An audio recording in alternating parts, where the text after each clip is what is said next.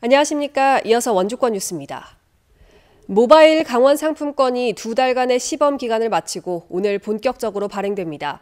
강원도는 모바일 상품권 발행을 기념하고 코로나19 소비 활성화 대책에 맞춰 오늘부터 오는 6월 30일까지 한 명의 월 50만 원 한도 내에서 10% 특별 할인 행사를 진행합니다. 모바일 강원 상품권은 스마트폰 전용 앱을 통해 구매할 수 있으며 연말정산 시 30%의 소득공제 혜택을 받을 수 있고 결제 수수료가 없어 소상공인에게 도움이 될 것으로 예상됩니다. 원주 청솔아파트 세입자들이 검찰 수사를 촉구하는 1인 시위에 나섰다는 보도해드렸는데요.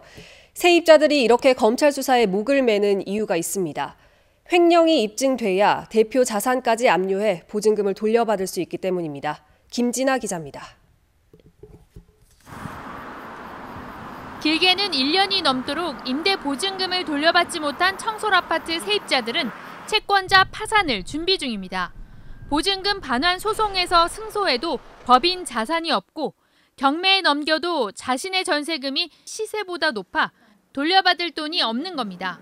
그 통장에서 돈이 자금이 흐르지 않기 때문에 압류를 해봤자 그 통장에서 저희가 채권에서 돈을 가져갈 수도 없고. 수백억 원의 시세 차익은 어디로 갔는지, 상식선에서 횡령이 아니면 자산이 없을 수 없다는 게 세입자들의 주장입니다. 이 법인의 지분 100%를 가지고 있는 대표자 자산이라도 압류하려면 횡령과 배임 수사에 기대를 걸 수밖에 없습니다. 공개하지 않은 재산이 어느 정도 되는지 깨끗하게 투명하게 밝혀서 저희는 임차인분들이 피해를 최소화할 수 있도록. 임대업체는 파산 소식이 알려지면서 세입자들에게 아파트를 파는데 열을 올리고 있습니다. 자칫 수사가 본격화되거나 파산 결정이 나면 전세금까지 날릴 수 있다는 세입자들의 심리를 악용하는 겁니다.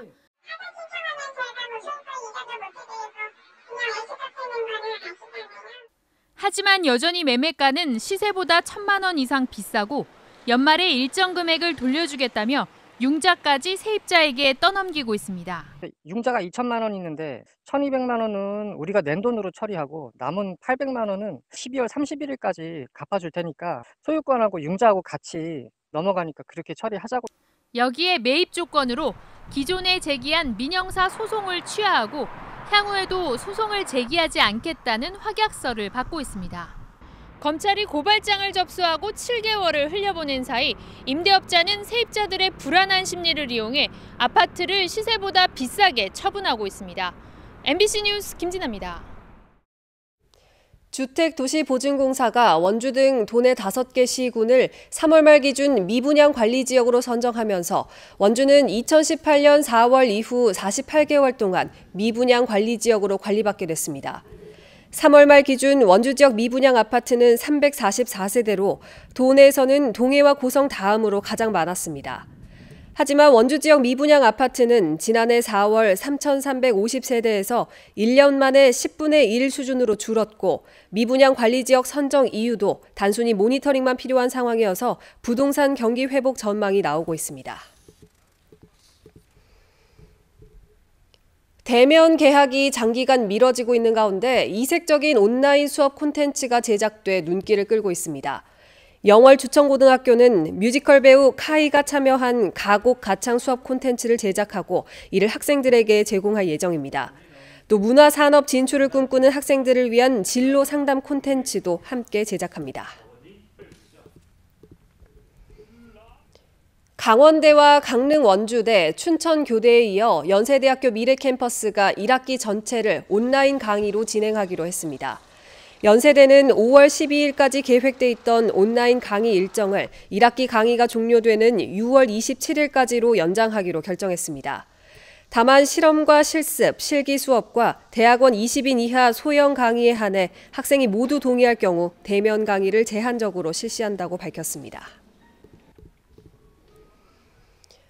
호텔에서 객실 물품을 훔치고 교감을 사칭해 여교사의 연락처를 알아낸 경찰관에게 1심에 이어 2심 법원도 해임 처분이 정당하다는 판결을 내렸습니다. 서울고등법원 춘천재판부 김복형 부장판사는 경찰관 A씨가 강원지방경찰청장을 상대로 낸 해임 처분 취소 항소심 소송에서 A씨의 항소를 기각하고 원심을 유지한다고 판결했습니다.